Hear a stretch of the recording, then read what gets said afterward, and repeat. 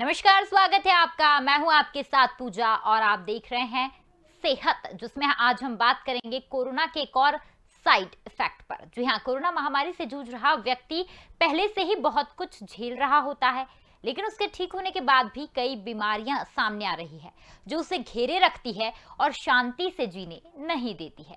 कभी कभी वह मेंटली प्रेशर से ही उभर नहीं पाता। दरअसल फेफड़ों की परेशानी के साथ ब्लैक, व्हाइट और येलो फंगस से भी कोरोना से स्वस्थ हुए मरीज परेशान हैं। अब एक और बात सामने आई है कि ये महामारी लोगों के पैनक्रियास पर भी असर डाल रही है। जी हाँ, कुछ दिनों पहले गोरखपुर और वहीं कई शहरों से इस तरीके के केसेस सामने आए। बात करें गोरखपुर का, तो गोरखपुर में 50 वर्षीय महिला में दर्दनाक परेशानी देखने को मिली। और आपको बता दें कि पीड़ित महिला के मुताबिक कोरोना पॉजिटिव होने के बाद वह स्वस्थ होकर घर चली गई थी, लेकिन कुछ समय बाद अचानक उनके पेट में भयंकर दर्द उठा और जिसके बाद उन्हें गैस का इंजेक्शन भी दिया गया, लेकिन इंजेक्शन का कोई फायदा नहीं हुआ। आखिरकार डॉक्टर से परामर्श कर उनके टेस्ट कराए गए और अल्ट्रासाउंड में पता चला कि उन्हें एक्यूट पैनक्रियाटिस बीमारी हो गई है। इसमें पैनक्रियाज में स्वेलिंग आ जाती है और डॉक्टर्स का कहना है कि कोरोना का एक साइड इफेक्ट है। साथ ही डॉक्टर्स का यह भी कहना है कि अब अस्पतालों में पैनक्रियाटाइटिस की शिकायत लेकर भी लोग आ रहे हैं और ज्यादातर केसेस पोस्ट कोविड के ही हैं। नेक्रोटाइजिंग पैनक्रियाटिस एक ऐसी कंडीशन है जिसमें पैनक्रियाज के कुछ हिस्से मर जाते हैं और संक्रमित भी हो सकते हैं। एक्यूट पैनक्रियाटिस की ये कॉम्प्लिकेशन में शामिल है। आपको बता दें कि ये एक बेहद जटिल बीमारी है और किन वजहों से हो सकता है उसमें आपको बता दें कि हेरिडिटरी बीमारी में शामिल है। वहीं पेट दर्द इसका मुख्य लक्षण है, पेट में सूजन है और बुखार, जी मचलाना।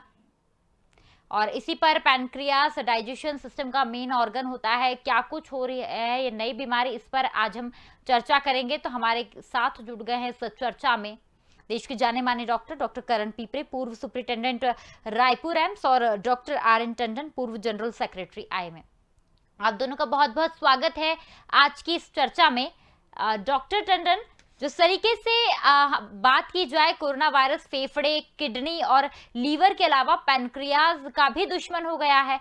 ऐसे में जो नई बीमारी सामने आई है, नेक्रोटाइजिंग पैनक्रियाटिस, आखिर ये बीमारी है क्या? देखिए, बहुत समय पहले भी हम लोग कई बार डिस्कस कर चुके हैं कि पोस्ट कोविड में क्या क्या प्रॉब्लम्स हो रही हैं, क्यों पेशेंट्स को डायबिटीज हो रही हैं, उसके क्या रीजंस हैं और क्या वजह हो सकती है कि कोरोना के बाद ये लोगों को प्रॉब्लम्स आ रही हैं। बहुत सारी चीजें नई नई कोरोना के बाद देखने को आ रही हैं, क्योंकि अभी इतना समय नहीं हुआ है इस बीमारी को आए। वो 1.5 साल से ज्यादा हो चुका है मरीजों को सीवियर इन्फेक्शन हुए।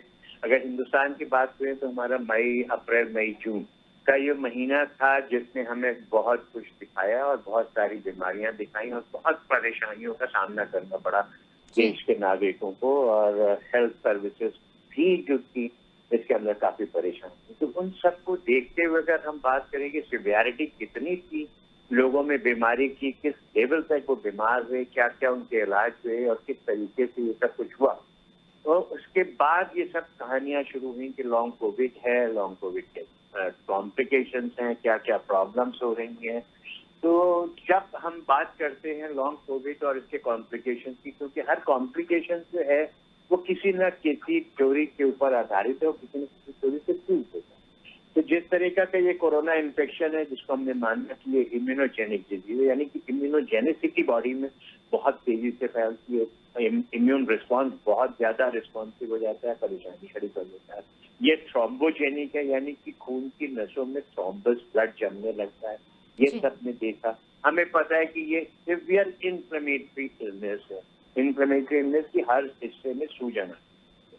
तो जिस तरीके की ये सब चीजें आई हैं, इन सबको लेकर के थ्योरीज बनी, इन सब के बाद जो है सारी बातें सामने आई और ये देखा गया कि क्या हो रहा है, किस किस वजह से ये सब चीजें हो सकती। ये सिवियरिटी जब पेशेंट्स को होती है तो धीरे धीरे सब चीजें देखने को मिली कि उनका CRP भी बढ़ रहा है, उनका IL-6 भी बढ़ रहा है, सारी चीजें बढ़ती जा रही हैं और पेशेंट्स को सीरियस प्रॉब्लम्स होती जा रही। जिन जिन पेशेंट्स को सीरियस प्रॉब्लम्स हुई उसके अंदर ब्लड थ्रोम्बोसिस का एक बहुत बड़ा रोल रहा है कि खून की नसों में खून का जमना एक बहुत बड़ा कारण है। जबकि लंग्स के अंदर जितनी प्रॉब्लम आई वो इसीलिए है।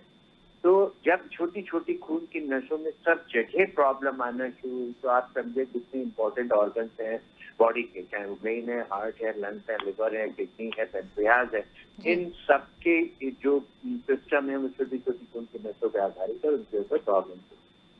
तो जब भी थ्रोम्बोसिस किसी भी जगह होती है तो वो परेशानी सामने खड़ी हो, चाहे वो थ्रोम्बोसिस लंग्स में हो रही हो, चाहे वो थ्रोम्बोसिस पेनक्रियाज में हो, चाहे थ्रोम्बोसिस किडनी में हो, चाहे थ्रोम्बोसिस ब्रेन में हो, चाहे हार्ट। तो हमने सारी चीजें देखी कि ब्रेन अटैक्स भी लोगों को खूब हुए पोस्ट कोविड, आपने हार्ट अटैक भी देखे बहुत हुए लोगों को, और लिवर में प्रॉब्लम आई, जॉन्डिस आने लगी। अभी कल परसों में आपने किडनी का भी सिस्टम डिस्कस किया कि किडनी प्रॉब्लम से आ रही है। तो अब पेनक्रियाज को लेकर के हम डिस्कस कर रहे हैं, जबकि ये प्रॉब्लम हम डायबिटीज के समय डिस्कस कर चुके हैं कि पेनक्रियाटाइटिस जो है एक बीमारी है जिसमें कि स्वेलिंग आ जाती है पेनक्रियाज के ऊपर। आमतौर पे ये बीमारी जो होती है इसमें हमें कोई रीजन नहीं मिलता है कि किस वजह से ये हुई, तो उसमें हमें रीजन नहीं मिलता है। कई बार हमें मिलता है कि सीवियर वायरल इन्फेक्शन होते हैं और उसके बाद पेनक्रियाटाइटिस हो जाती है। और अब हमें मिल रहा है कि जो कोरोना वायरस है इसके इन्फेक्शन के बाद भी लोगों को नेक्रोटाइजिंग पेनक्रियाटाइटिस होती है। इवन दिल्ली में अभी गैंग्रीनस गॉल ब्लैडर भी डिटेक्ट हुए हैं इन पोस्ट कोरोना पेशेंट। सब जगहों को अगर हम लेके चले तो यही माना जाता है कि खून की नसों में जब भी खून जमता है वो धीरे धीरे परेशानी बढ़ती जाती है, तो पेनक्रियाज भी खराब हो जाता है, तो नेक्रोसिस होने लगती है। नेक्रोसिस का मतलब होता है कि वो टिश्यू डेड होने लगता है। जैसे गैंग्रीनस गॉल ब्लैडर की हम बात बता रहे हैं, उसमें भी यही हुआ कि टिश्यू गैंग्रीन हो गया, डेड हो गया, यानी कि गॉल ब्लैडर डेड हो गया। तो पेनक्रियाज की भी पेनक्रियाटाइटिस यही होती है, और ये सीवियर पेनक्रियाटाइटिस होती है, एक बहुत ही खतरनाक किस्म की बीमारी पेट के अंदर मानी जाती है, क्योंकि गॉल ब्लैडर में नेक्रोसिस होगी तो ऑपरेशन करके निकाल दो, पर पेनक्रियाज एक ऐसी चीज है जिसको कि आप ऑपरेशन करके निकालना बहुत मुश्किल होता है, क्योंकि कंप्लीट पेनक्रियाज नेक्रोस हो जाता है। कंप्लीट पेनक्रियाज अगर नेक्रोस हो गया है तो उसको निकालना बहुत खतरनाक होता है, वैसे ही बहुत खतरनाक होता है जिससे सर्जरी का विरोध।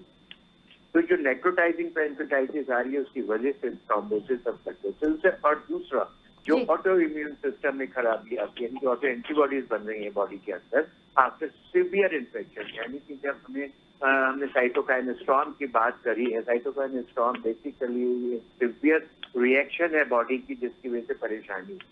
तो उन मरीजों में जहाँ पे ये साइटोकाइन स्टॉर्म हुआ, जिनके लंग्स भी खराब हुए, किडनी भी खराब हुई, उनमें पेनक्रियाज भी खराब जी। तो ऐसे में सब चीजें जो है जी, ये कि सीवियर इन्फेक्शन जी, एक सीवियर इन्फेक्शन जिस तरीके से है डॉक्टर करण, आखिर इस बीमारी की वजह क्या है? जिस तरीके से एक पोस्ट कोविड सिंड्रोम में भी सामने आया है, तो किन वजह से आपको हो सकता है नेक्रोटाइजिंग पेनक्रियाटिस? बहुत अच्छा डिस्कशन है, थैंक यू वेरी मच। मैं ये बता दूं आपको कि जो कोरोना वायरस होता है नाक के थ्रू फेफड़े में आता है, और ब्लड सर्कुलेशन से आपका जो ब्लड है वो भी इन्फेक्शन हो जाता है, जिसको वायरस से वायरस के कोरोना वायरस के उससे, और इसके कारण पैनक्रियास में भी इन्फ्लामेशन उस समय भी होता है। मैंने देखा है कोविड के केसेस में, और ये मुझे याद आ रहा है अप्रैल, मई, जून, जुलाई के बीच में जो केसेस आए थे, जो सेकंड वेव स्टार्ट हो गई थी जो उस समय, उन लोगों को जो डायबिटिक थे वो भी severe excruciating pain, fever, vomiting, बुखार, इलेक्ट्रोलाइट इम्बैलेंसेस और बेहोशी में मतलब खड़े होते थे। तो मुझे याद आ रहा है मरीज बोलता था मुझसे खड़े होते नहीं बन रहा है, अब पैर कांपने लगते थे, गिर जाता था, कपड़े चेंज नहीं कर पाता था।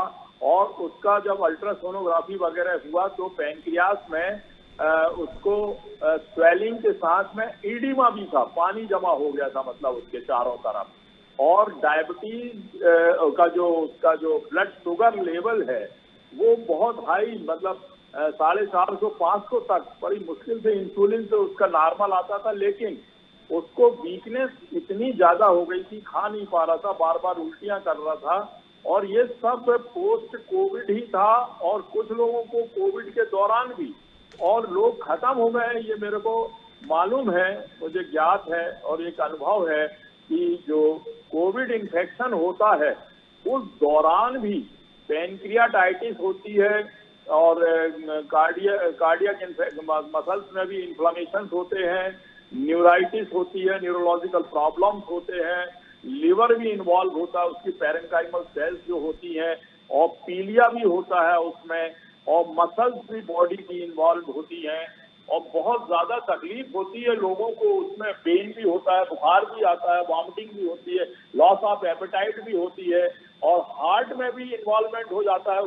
तो कुल मिलाकर के जो बीमारी है कोरोना 19 के कारण, वायरस के कारण सभी ऑर्गन इन्वॉल्व होते हैं, लेकिन यदि पैनक्रियास इन्वॉल्व होता है तो उसकी जो सेल्स हैं वो डेड हो जाती हैं और सड़ने लगता है कुछ हिस्सा उसका, जिसको डॉक्टर साहब ने बताया कि गैंग्रीन होता है और नेक्रोटाइजिंग पैनक्रियाटाइटिस बोलते हैं। वो जो सेल्स होती हैं, जो ऑर्गन है, वो इतना डेलिकेट ऑर्गन है कि उसमें जो कोशिकाएं होती हैं वो मर जाती हैं और उसमें पस वगैरह बन जाता है। दूसरे बैक्टीरियो का जो पायोजेनिक बैक्टीरियाज होते हैं, स्टेप्लोकोकस ऑरियस वगैरह, ये भी उसमें आ जाते हैं, उनका भी संक्रमण हो जाता है।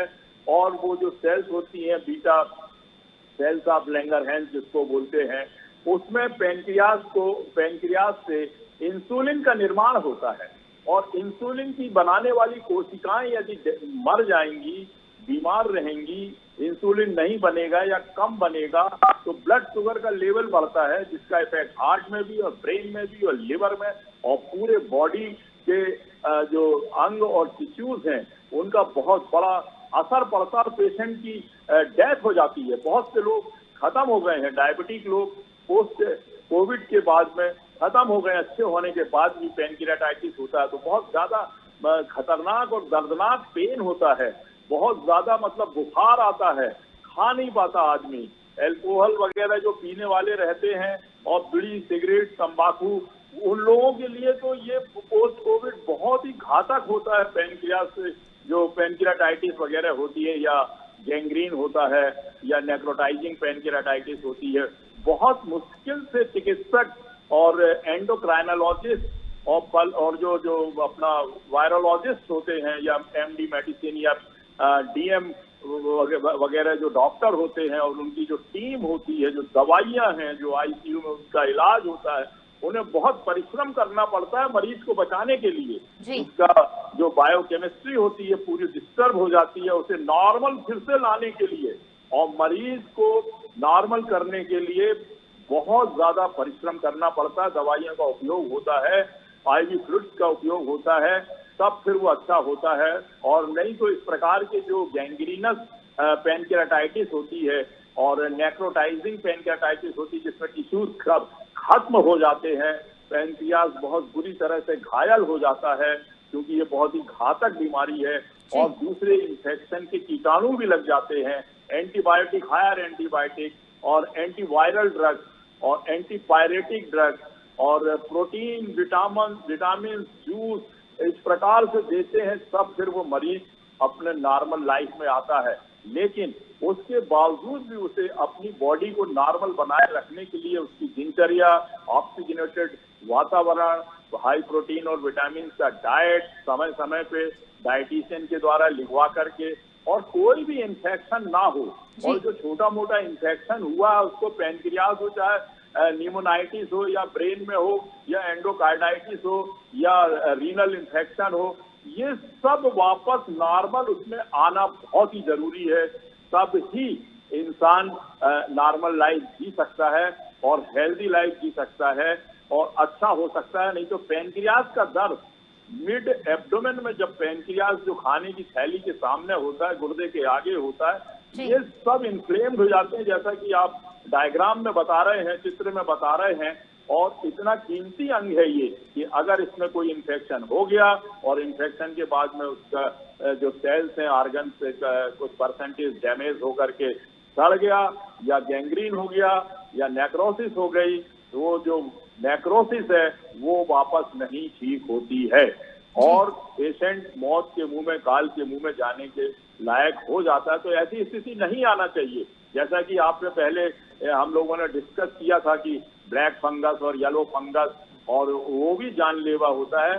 ठीक इसी प्रकार से जैसे फंगल इन्फेक्शन में गैंग्रीन होता है टिश्यूज का, सेलुलाइटिस होती है, नेक्रोसिस होती है और खत्म हो जाते हैं, आंखें खराब हो जाती हैं, ब्रेन का इन्वॉल्वमेंट हो जाता है।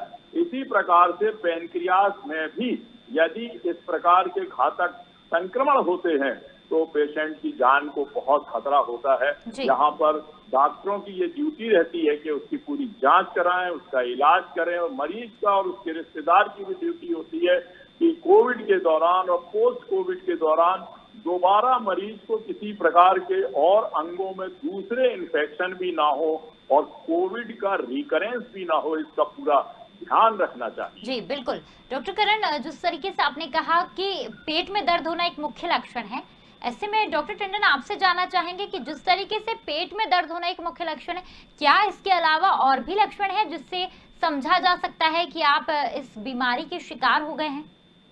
ये पैनक्रेटाइटिस का जो पेन है, इसको हम आमतौर पे हार्ट अटैक से ज्यादा सीवियर अटैक मानते हैं पेट के बीमारी। तो पेट के दर्द के साथ साथ इसके अंदर सीवियर वॉमिटिंग्स होती हैं, पेशेंट्स को ब्लड प्रेशर भी कम होना शुरू हो जाता है, पेट के अंदर पानी भरना शुरू हो जाता है, तो उसका पेट भी फूलने लगेगा और हर तरीके की परेशानियां शुरू हो जाती हैं। इवन इतनी ज्यादा सीवियर प्रॉब्लम हो जाती है कि उसको सांस लेने में भी दिक्कत होने लगती है। अगर हम इसके कॉम्प्लिकेशंस के साथ साथ बात करेंगे तो जिस तरह की नेक्रोसिस होती है पैनक्रियास में, तो वहाँ पर पस भी पड़ जाता है और धीरे धीरे करके इसके अंदर इतना पानी भर जाता है ग्लैंड के चारों तरफ और इसमें आसपास की जो इंटेस्टाइन्स हैं उनमें भी परेशानी आने लगती है, और जब पस पड़ जाता है तो बहुत ही ज्यादा सीरियस प्रॉब्लम तो लेकर के अगर इतना सीवियर पेन हो और पेट के बीच में होता है, बिल्कुल छाती और पेट के बीच का हिस्सा जो है हम जहाँ पर, उसमें सबसे ज्यादा दर्द होता है। और ये ऐसा दर्द होता है कि जो आपको बढ़ता हुआ दिखाई देगा और पेट को चीरता हुआ पीठ की तरफ जाता है। बड़ा स्पेसिफिक पेन होता है पैनक्रेटाइटिस का। पर सबसे जरूरी चीज है कि हमें हर चीज का ध्यान रखें कि ये चीजें कोविड में मानी जा रही हैं, देखी जा रही हैं, पर ये बहुत कॉमन नहीं है। पर ये है कि जो कोविड का एक फैलने का एक सिस्टम है कि ACE2 रिसेप्टर्स जहां भी हैं,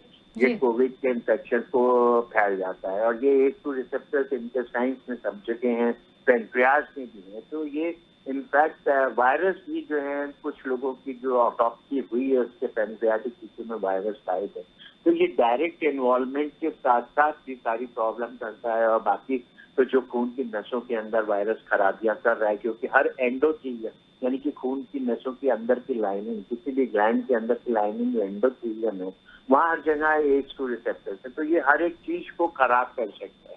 पर पैनक्रेटाइटिस एज सच बहुत ज्यादा देखने को नहीं मिली है, परंतु हाँ ये एक परेशानी है जो अब सामने आने लगी है।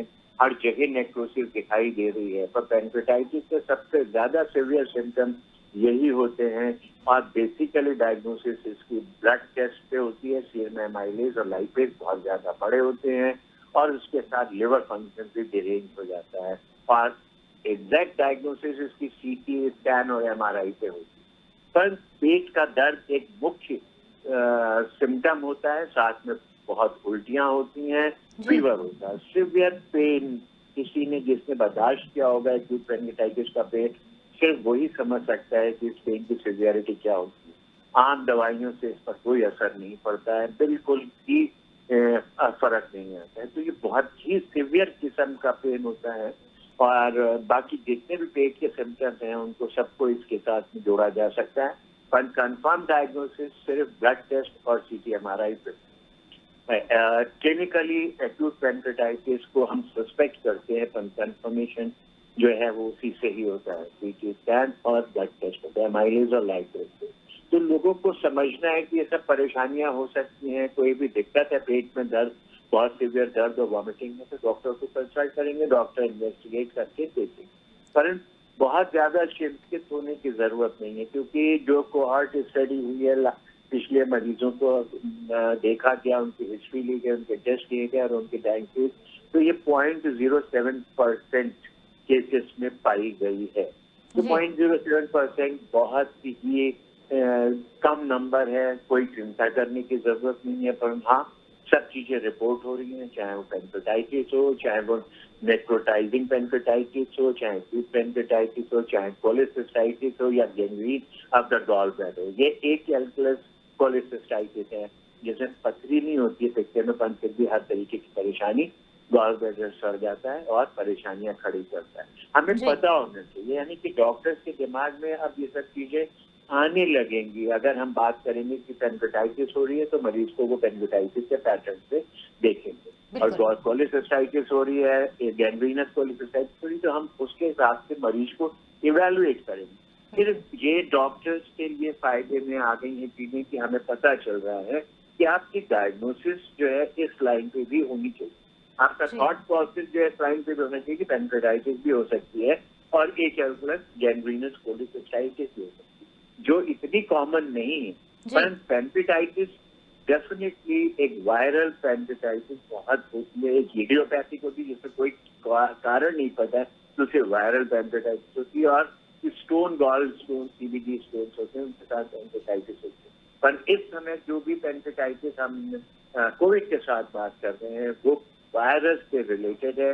कोविड की ACE2 रिसेप्टर से चिपकने की जो एक क्षमता है और जो एफिनिटी है और जो इसकी थ्रोम्बोजेनिसिटी और इम्यूनोजेनिसिटी है और जो साइटोकाइन स्टॉर्म कर रहा है, ये सभी चीजें जो है ले देख करके पैनक्रियाटिक सेल्स को डैमेज कर रही हैं, नेक्रोज कर रही हैं, और वो सेल्स जब बढ़ रही हैं तो पेनक्रेटाइटिस का लक्षण आ रहा है। डॉक्टर टंडन, जिस तरीके से एक सीवियर बीमारी है और इसके लिए डॉक्टर से कंसल्ट करना बहुत ज्यादा जरूरी है, तो आपसे जानना चाहेंगे डॉक्टर करण की इसका कोई घरेलू इलाज भी है? अगर जो इनिशियल स्टेज है तो क्या कोई हम घरेलू इलाज कर सकते हैं, या फिर हर स्टेज में आपको डॉक्टर से कंसल्ट करना बेहद जरूरी है, और किस तरीके से इससे छुटकारा पाया जा सकता है? Pancreatitis is a inflammation of pancreas. Inflammation यानी संक्रमण, और उसके जब संक्रमण होता है तो उसकी जितनी कोशिकाएं और ब्लड वेसल ये सब इन्वॉल्व होती हैं। उसके साथ में जो नर्व टिश्यूज होते हैं, नर्व फाइबर्स होते हैं, वो स्वेलिंग के कारण फिर उनके उसमें भी, तो पेनक्रियास वाले जो एरिया है, पेनक्रियास और पेनक्रियास के आसपास का जो एरिया है, उस एरिया में लोकलाइज्ड सीवियर पेन होता है, एक्सक्रूसिएटिंग, जैसे कोई बिल्कुल उसमें काट रहा हो, चाकू चला रहा हो, अनबियरेबल पेन होता है। इसको आप घर पे रह करके ठीक नहीं कर सकते। हाँ, जब तक आप अस्पताल नहीं जा रहे, डॉक्टर से संपर्क नहीं हो पा रहा है, तब तक आप लिक्विड गर्म पानी और इलेक्ट्रोल पाउडर, और अगर उल्टी हो रही तो उसके इंजेक्शन या domperidone tablet, Perinorm tablet, IV fluid, ये लगवा करके आप अपने दर्द को कम करा कर रख सकते हैं। एंटीबायोटिक दे सकते हैं, बुखार है तो उसका पैरासिटामोल इंजेक्शन वगैरह दे सकते हैं। ओरली अगर आपको लेना है तो बहुत ही सॉफ्ट ड्रिंक और फ्रूट और जूस, पपीते, इस प्रकार के डाइट को लेना पड़ेगा। ज्यादा जो वजनदार डाइट है वो अगर लेंगे तो आपको फिर, क्योंकि उस समय हाइपर एसिडिटी भी होती है, उसके भी कारण आपको वॉमिटिंग और पेट में दर्द हो सकता है। कुल मिलाकर के हमने ये पाया है, जब सोनोग्राफी होती है ऐसे केसेस में तो डॉक्टर रिपोर्ट करते हैं कि ईडिमा है, स्वेलिंग है, और साथ में उसके आसपास में पानी जमा हो गया है, और ऊपर हार्ट में उसमें भी पेरिकार्डाइटिस के साथ में उसमें भी पानी जमा हो गया है, फेफड़े में निमोनिया के साथ में प्लूरल इफ्यूजन हो गया है, और एक्यूट पेनक्रियाटाइटिस में आपके पेट में भी पानी जमा हो जाता है। और ये सब होने से पूरा एक जटिल समस्या का निर्माण होता है, साथ में लिवर और दूसरे अंग भी इन्वॉल्व हो जाते हैं। तो इसमें आपको घर पे रह करके इसकी पेनक्रियाटाइटिस से तो और केस सीरियस हो जाएगा, आपको तत्काल अस्पताल, क्लिनिक और बड़े अस्पतालों में जाकर के इसका जांच और इलाज, सोनोग्राफी है, एक्सरे है, सीटी स्कैन है, एमआरआई है, एमाइलेज वगैरह टेस्ट होते हैं, ब्लड पिक्चर है, यूरिन है, शुगर का है, ये सब की जांच करके कंप्लीट सामने जब डॉक्टर के आते हैं तो फिर वो मैनेजमेंट उसी प्रकार से डायग्नोसिस बना करके, सिम्टोमेटिक ट्रीटमेंट करके और जो ट्रीटमेंट ऑफ चॉइस है उसका वो दे करके पेशेंट को अच्छा कर लेते हैं, ताकि उसमें नेक्रोसिस, गैंग्रीन और ज्यादा डैमेज ना हो और शुगर को कंट्रोल करके रखना पड़ता है, इलेक्ट्रोलाइट इम्बैलेंस ना हो, इस पर ध्यान रखना पड़ता है, दूसरे ऑर्गन्स में इन्फेक्शन ना हो उनको भी चेक करते रहना पड़ता है, एंटीबायोटिक ब्रॉड स्पेक्ट्रम देनी पड़ती है और दर्द के लिए बहुत जरूरी है उसमें इंजेक्शन दे करके उसको सब्साइड करना, ताकि उसके शरीर में और ज्यादा कमजोरी, डिहाइड्रेशन और डिफेक्ट और ज्यादा ना हो, सीरियस कंडीशन ना हो और उसकी जान बच सके। जी, आप दोनों ने हमारे साथ जुड़कर बहुत अच्छी जानकारी साझा की। इस टॉपिक पर आप दोनों का बहुत बहुत शुक्रिया तमाम जानकारी के लिए। तो आपको बता दें कि नेक्रोटाइजिंग पैंक्रियाटिस जो एक कोरोना के साइड इफेक्ट के तौर पर सामने आई है, जिसमें आप एक्यूप्रेशर पॉइंट भी काफी कारगर है और इसके लिए आपको छोटी उंगली के नीचे हथेली को दबाएं, साथ ही हाइड्रेट रहें, हेल्दी लाइफस्टाइल रखें और सभी बीमारियों से बचने के लिए कारगर है योग, इसलिए अपनी दिनचर्या में योग को जरूर से शामिल करें। फिलहाल दीजिए इजाजत, लगातार खबरों के लिए आप देखते रहिए स्वदेश न्यूज। नमस्कार।